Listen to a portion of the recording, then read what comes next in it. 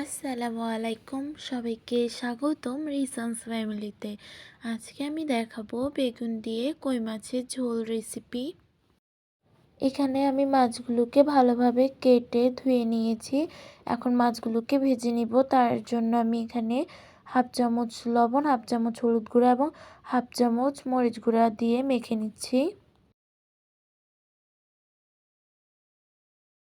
এখন এখানে একটি প্যান নিয়ে নিয়েছি। প্যানে পরিমাণ মতো রান্নার তেল দিয়ে দিচ্ছি। এখন তেল গরম হয়ে গিয়েছে, মাছগুলো দিয়ে দিব।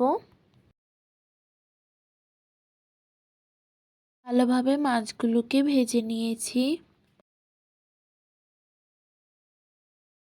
এখন মাছগুলো ভালোভাবে ভেজে নেওয়া হয়ে গিয়েছে।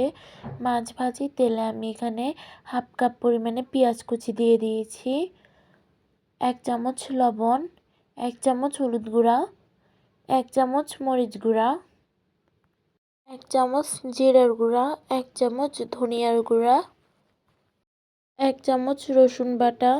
এখন মশলাগুলোকে ভালোভাবে কষিয়ে নিব। একটি টমেটো কুচি করে দিয়ে দিয়েছি। এখন বেগুনও দিয়ে দিয়েছি। এগুলো কষানোর জন্য এবং ঝোলের জন্য আমি এখন পানি দিয়ে দিচ্ছি। এখন মাছগুলো দিয়ে দিচ্ছি। এখন ঢাকনা দিয়ে দিচ্ছি।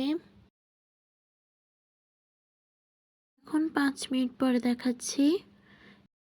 এখন এখানে কাঁচা মরিচ দিয়ে দিচ্ছি। এখন আমার রান্নাটি কমপ্লিট। আমার ভিডিওটি আজকে এ পর্যন্ত। ভালো লাগলে অবশ্যই আমার ইউটিউব চ্যানেলটি সাবস্ক্রাইব করে লাইক কমেন্ট শেয়ার করে দিবেন এবং আমার ফেসবুক পেজ থেকে যারা দেখছেন তারা লাইক কমেন্ট শেয়ার করে দিবেন। আসসালামু আলাইকুম।